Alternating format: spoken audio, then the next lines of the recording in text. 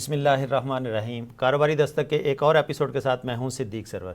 सबसे पहले इस वीक की टॉप लाइन जो न्यूज़ है उसके ऊपर हम एक नज़र दौड़ाएंगे और देखेंगे कि स्टॉक मार्केट की लास्ट वीक की क्लोजिंग जो थी 46,421 का लेवल, और इस वीक की क्लोजिंग स्टॉक मार्केट की 46,232, और इस तरह से मार्केट में एक बार फिर मिला जुला रुझान विटनेस किया गया। 188 पॉइंट्स का डिक्लाइन ज़रूर देखने में आया, बट मार्केट में इतना बड़ा मेजर डिक्लाइन नहीं आया। इसके बाद अगर हम बात करते हैं गोल्ड की, गोल्ड के अंदर एक मेजर डिक्लाइन देखने में आया इस वीक में। लास्ट वीक हमने देखा था कि गोल्ड की 1 तोला की प्राइस जो है वो थी 2,15,500, और इस वीक में 2,03,500 के रेट विटनेस किए गए, और इस तरह से मार्केट में गोल्ड की प्राइस में 12,000 का डिक्लाइन देखने में आया। जिस तरह से पैसा एप्रिशिएट हो रहा है और डॉलर की डेप्रिसिएशन देखी हमने मार्केट में, लास्ट वीक की क्लोजिंग डॉलर की 291 रुपये और 76 पैसा थी। इस वीक में डॉलर की क्लोजिंग 287 रुपये 74 पैसा, और इस तरह से मार्केट में हमने देखा कि 4 रुपये 2 पैसे का जो रुपया है वो एप्रिशिएट हुआ और डॉलर की डेप्रिसिएशन देखने में आई। स्टॉक मार्केट की अगर हम बात करते हैं तो इस वीक में मिला जुला रुझान जिस तरह से मैंने कहा कि देखने में आया, लास्ट वीक की क्लोजिंग से इस वीक की क्लोजिंग में 188 पॉइंट का डिक्लाइन ज़रूर देखने में आया, लेकिन ये कोई इतना बड़ा वीक ऑन वीक बेसिस पे देखा जाए तो इतना बड़ा डिक्लाइन नहीं है। इस तरह से अगर हम इस क्वार्टर की बात करते हैं तो इस क्वार्टर में स्टॉक मार्केट में 12% का इजाफा जो है वो देखने का है। इस जो क्वार्टर है, जो थर्ड क्वार्टर गुजरा है, इसमें 12% का गेन पाकिस्तान की मार्केट के अंदर देखने में आया। जिस तरह से पेट्रोलियम मसनूआत के बाद हम देख रहे थे कि शायद कुछ चीज़ें जो है ना वो इस तरफ जाएंगी कि जिस तरह से रेट ऑफ इंटरेस्ट भी लास्ट हमने देखा था कि पॉलिसी जो मॉनेटरी पॉलिसी थी उसको कंटिन्यू किया गया था। अब नेक्स्ट पॉलिसी के अंदर किस तरह का जो डिसीजन है वो गवर्नमेंट की तरफ से, स्पेशली स्टेट बैंक की तरफ से लिया जाएगा। जो पॉलिसीज़ और चीज़ों के साथ साथ हम देखते हैं कि IMF के साथ जो हमारे एग्रीमेंट्स हुए हैं उसको किस तरह से कंटिन्यू किया जाएगा, और अगर वो कंटिन्यू होते हैं और पाकिस्तान की जो इकोनॉमी इस वक्त थोड़ी सी बेहतरी की तरफ चलने के लिए, रेमिटेंसेस तो खैर उस तरह से नहीं पाकिस्तान आ रहे, बट जिस तरह से डॉलर को कंट्रोल किया हुआ है, स्पेशली जो मार्केट के अंदर न्यूज़ गर्दिश कर रही हैं कि शायद गवर्नमेंट की तरफ से स्टिक मेजर्स जो लिए गए हैं, स्पेशली उन बॉर्डर्स के ऊपर जहाँ से ईजी इनफ्लो और आउटफ्लो हो रहा था, उन बॉर्डर्स को थोड़ा सा स्टिक किया गया, जिसकी वजह से डॉलर जो है वो मार्केट में नीचे आता हुआ दिखाई दे रहा है और रुपया एप्रिशिएट दिखाई दे रहा है। अब अगर इलेक्शन सियासी सूरत हाल की अगर बात करते हैं, जो कि 2024 के जून के आखिरी वीक के अंदर गो कि अभी तक कोई डेट अनाउंस नहीं हुई है, अगर इलेक्शन की डेट आ जाती है और टाइमली इलेक्शन हो जाते हैं, इंटरिम गवर्नमेंट कामयाब हो जाती है उस तरह से इलेक्शन कराने में, तो शायद पाकिस्तान की इकोनॉमी और जो बिज़नेस की सिचुएशन है वो काफ़ी हद तक बेहतर होती हुई दिखाई देगी। इस वक्त जो तमाम पार्टीज़ जो हैं वो इस वक्त एक्टिव दिखाई दे रही हैं, अपने अपनी सियासी मंशूर के साथ मार्केट में उतर रहे हैं, और जो सियासत का मैदान है वो किस तरह से पाकिस्तान के बिजनेसमैन के लिए फेवरेबल साबित होगा या नहीं होगा। जिस तरह से तमाम सियासी पार्टीज़ लेवल प्लेइंग फील्ड के ऊपर बात कर रही हैं, तो क्या बिजनेसमैन को भी लेवल प्लेइंग फील्ड मिलती है, या जिस तरह से कुछ सेक्टर्स जो हैं वो अच्छा परफॉर्म करते हैं। मार्केट की इकोनॉमी की अगर हम बात करते हैं यहाँ पर, तो कुछ सेक्टर्स जो हैं, स्पेशली हम फाइनेंशियल सेक्टर की बात करते हैं, फाइनेंशियल इंस्टीट्यूशंस की बात करते हैं, जब रुपया डेप्रिशिएट हुआ था तो उन फाइनेंशियल इंस्टीट्यूशंस काफ़ी ज़्यादा प्रॉफिट्स कमाए थे, बट जो बोरिंग कंपनीज थी, जो मैन्युफैक्चरिंग यूनिट्स थे, उनके प्रॉफिट्स काफ़ी ज़्यादा श्रिंक भी हुए और डिक्लाइन भी हुए, और बहुत सारी कंपनी जो हमने एनुअल रिजल्ट्स देखें इस सीज़न में जो कि डिक्लाइन, और बहुत सारी ऐसी कंपनीज भी इस वक्त मार्केट में विटनेस की गई जिन्होंने अपने लॉसेस शो किए। अब देखना यह है कि जिस तरह से मार्केट के अंदर अगर मैन्युफैक्चरिंग यूनिट परफॉर्म नहीं करेंगे, मैन्युफैक्चरिंग यूनिट का जो बोरिंग रेट है वो बहुत ज़्यादा बढ़ जाएगा, तो उससे बिज़नेस के ऊपर काफ़ी ज़्यादा इम्पैक्ट आता है। कॉस्ट ऑफ डूइंग बिजनेस बढ़ने के बाद मार्केट में जो इन्वेस्टर्स हैं या मार्केट के जो प्लेयर्स हैं, जो मार्केट को दूसरे लफ्ज़ों में कहा जाए जो मार्केट को चला रहे होते हैं, वो लोग अगर कंफर्टेबल नहीं होंगे और मार्केट के अंदर उनका इंटरेस्ट उस तरह से नहीं होगा, तो यकीनन जो है वो चीज़ें उस तरह से पॉजिटिव वे में नहीं चल सकती। तो कॉस्ट ऑफ डूइंग बिजनेस की हमने बात की, मार्केट में कॉस्ट ऑफ डूइंग बिजनेस 22% के रेट ऑफ इंटरेस्ट के साथ काफ़ी ज़्यादा बढ़ चुका है। यहाँ पर एक छोटा सा हम ब्रेक लेंगे, ब्रेक से वापस आएंगे तो हमारे साथ टॉप लाइन सिक्योरिटीज़ के रिसर्च एनालिस्ट हमारे साथ वीडियो लिंक के ऊपर मौजूद होंगे। उनसे पूछेंगे कि उनको मार्केट किस तरह से लगती है और आने वाले दिनों में पाकिस्तान की मईशत किस तरफ परफॉर्म करती हुई दिखाई देती है। तो स्टे ट्यून, एक छोटा सा ब्रेक।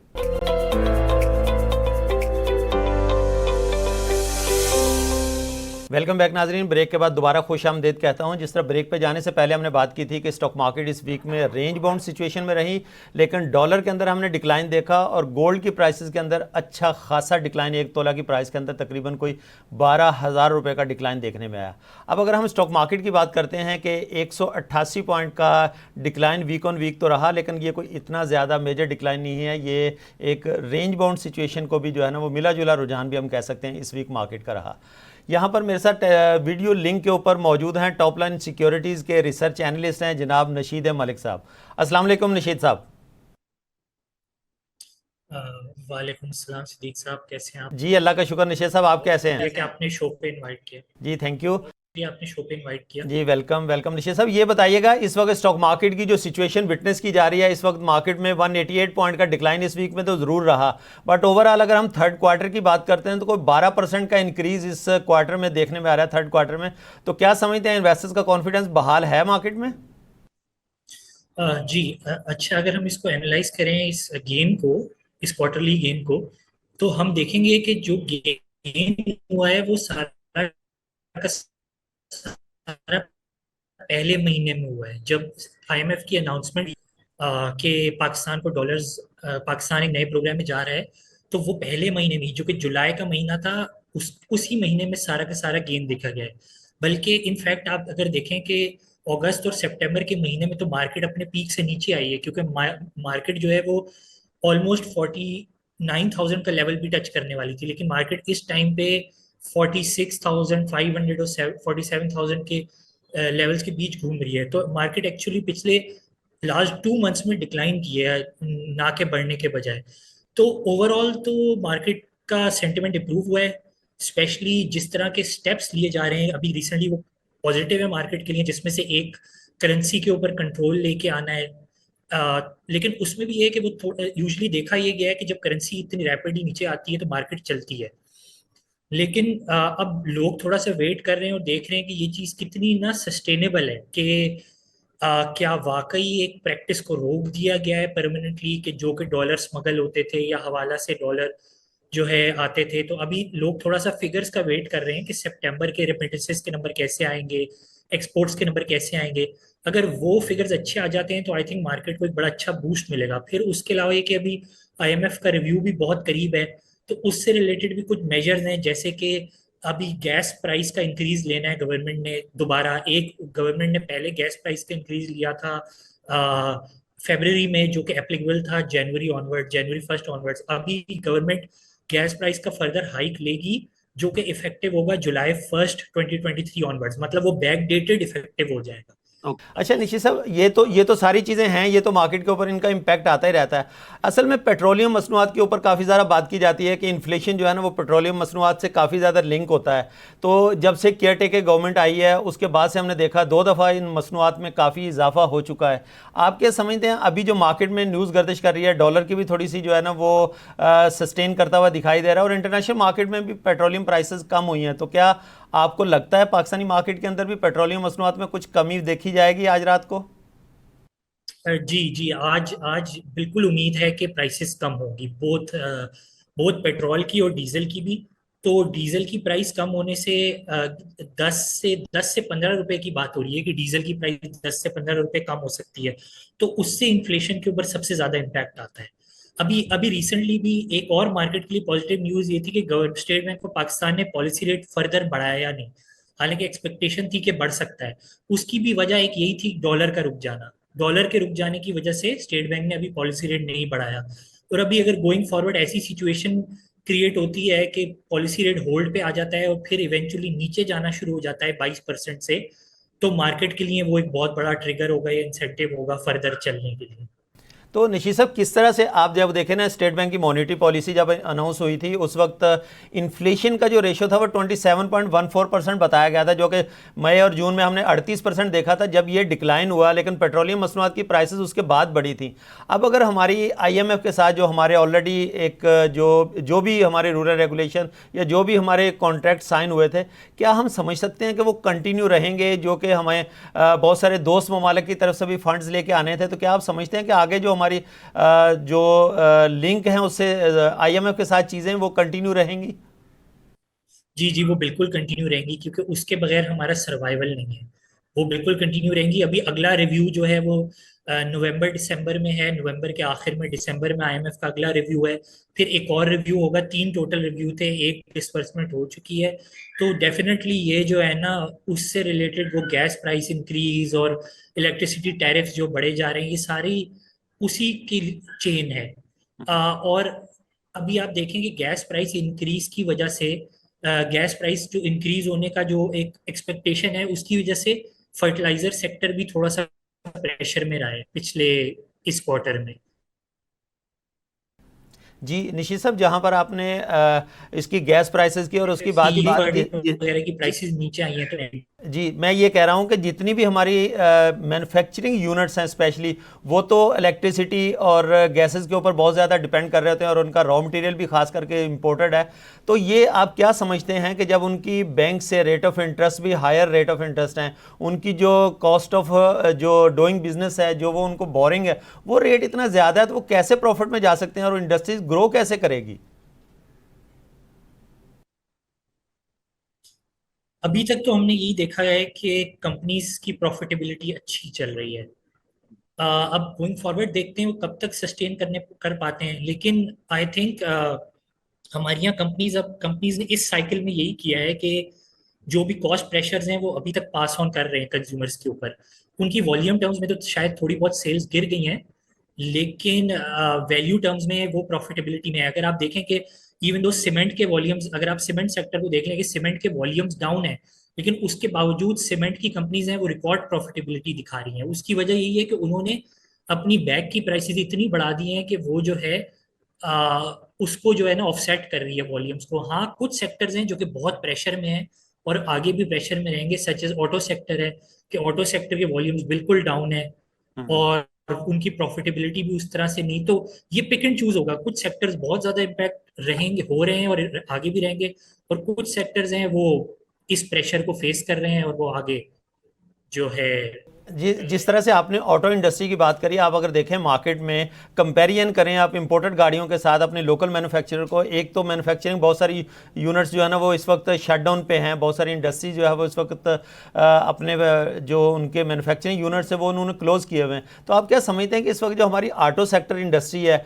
स्पेशली, वो इस तरह से जितने क्राइसिस का शिकार है, तो वो किस तरह से दोबारा जो है ना वो ग्रो करेगी या अपने वो दोबारा पुराने वाले उस पर पैटर्न पे चल पाएगी?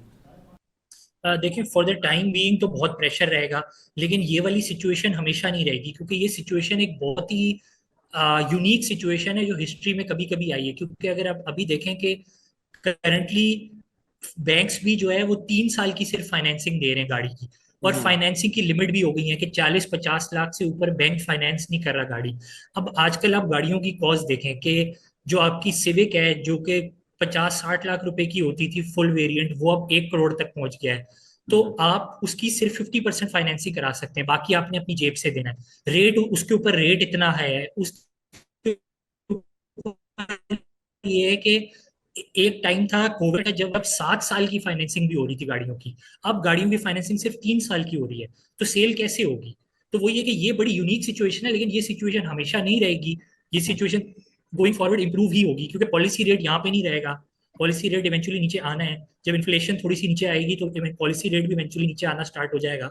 तो ऐसी सिचुएशन में फिर ऑटो सेक्टर दोबारा थोड़ा रिवाइव होगा। अच्छा निशीत साहब, अगर इसको मैं थोड़ा सा पॉलिटिकल पॉइंट ऑफ व्यू से देखूं, जैसे कि इलेक्शन की बातें की जा रही हैं, अगर इलेक्शन टाइम पे हो जाते हैं, अब टाइम तो खैर निकल गया, अभी तक तो कोई अनाउंसमेंट नहीं हुई डेट की, लेकिन फिर भी कहा यह जा रहा है कि जनवरी के लास्ट वीक में, शायद 2024 के जनवरी में इलेक्शन हो जाएंगे, तो आप क्या समझते हैं कि स्मूथ इलेक्शन हो जाएंगे और उसके बाद थोड़ा सा कॉन्फिडेंस बहाल दिखाई देगा इंडस्ट्रीज का?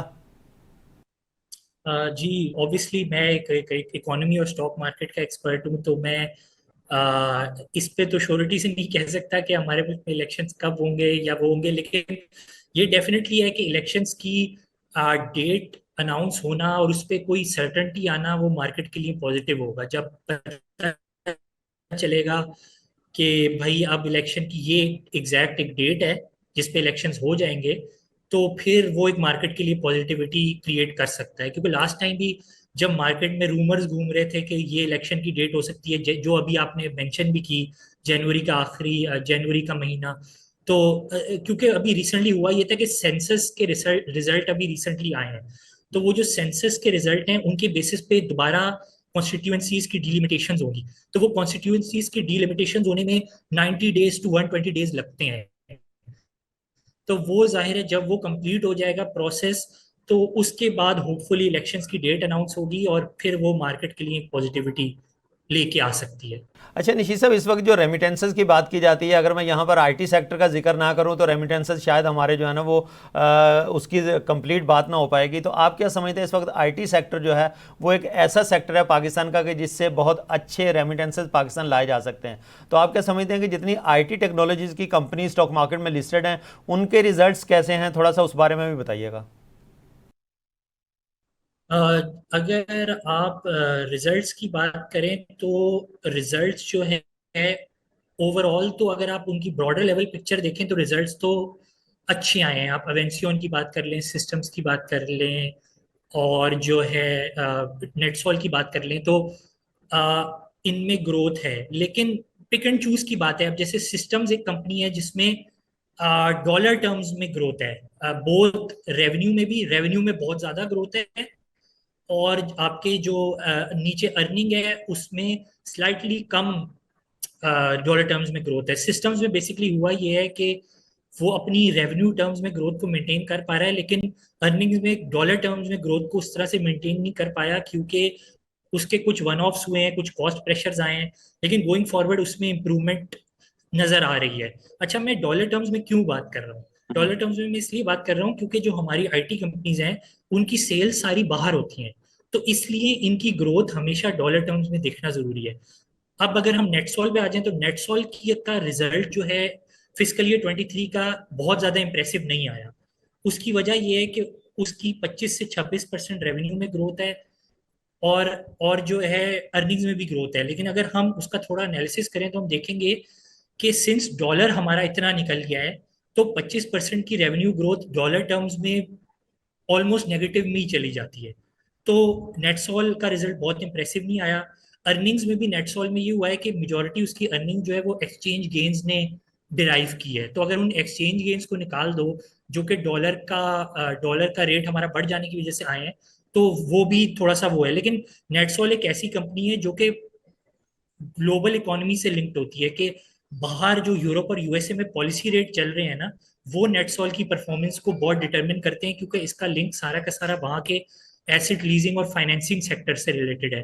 तो ओके। वंस, हाँ, फिर हमारा एवेंसियन आ जाता है। तो एवेंसियन में भी ऐसे ही हुआ है कि उसमें डॉलर टर्म्स में उस तरह से ग्रोथ नहीं आई जो कि आनी चाहिए थी, और अर्निंग्स में भी जो ग्रोथ आई है वो मोस्टली एक्सचेंज गेन से ड्रिवन है।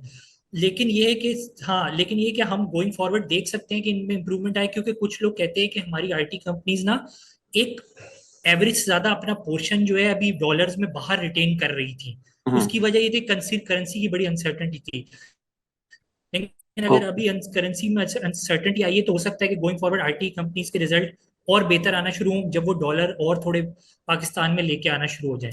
अच्छा निशीत साहब, डॉलर की जहाँ बात की जाती है, अभी हमने देखा कि 11 मंथ के लो के ऊपर डॉलर इस वक्त ट्रेड कर रहा है तकरीबन। तो आप क्या समझते हैं कि डॉलर यहाँ पर सस्टेन करेगा? ऐसा तो नहीं होगा कि एक लंबा जंप लेने के लिए थोड़ा सा पीछे आया और एक फिर लंबा जंप 350 क्रॉस कर जाए? आपकी क्या एक्सपेक्टेशंस है? जी, जैसे मैंने कहा कि अभी बड़ा इंपॉर्टेंट है आगे देखना कि रेमिटेंसेस और एक्सपोर्ट्स वगैरह के नंबर क्या आएंगे। अगर रेमिटेंसेस और एक्सपोर्ट्स के नंबर अच्छे नहीं आते, तो या बिलो एवरेज आते हैं डिस्पाइट करेंसी का इतना इम्प्रूव हो जाना,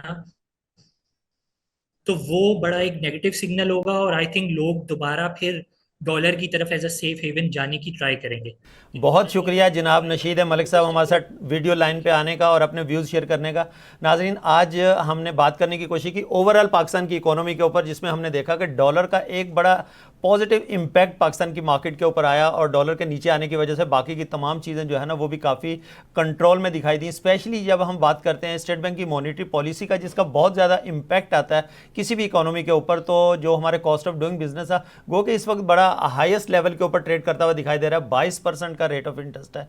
लेकिन इसके अंदर यहाँ पर इसको कंटिन्यू करना, और मे भी पॉसिबल कि जिस तरह से पेट्रोलियम मसनूआत की प्राइसेस इंटरनेशनल लेवल पे कम हुई है, शायद इस वक्त जो और कम करने की बात की है पाकिस्तान में भी शायद पेट्रोलियम मसनूआत की में थोड़ी बहुत कमी देखी जाए, जिसके बाद जो है ना शायद इन्फ्लेशन में भी कुछ कंट्रोल दिखाई दे, जिसके बाद पाकिस्तान का जो रेट ऑफ इंटरेस्ट है ये भी नीचे आ सकता है। तो नाज़रीन, आज के इस एपिसोड से सिद्दीक सरवर को दीजिए इजाज़त।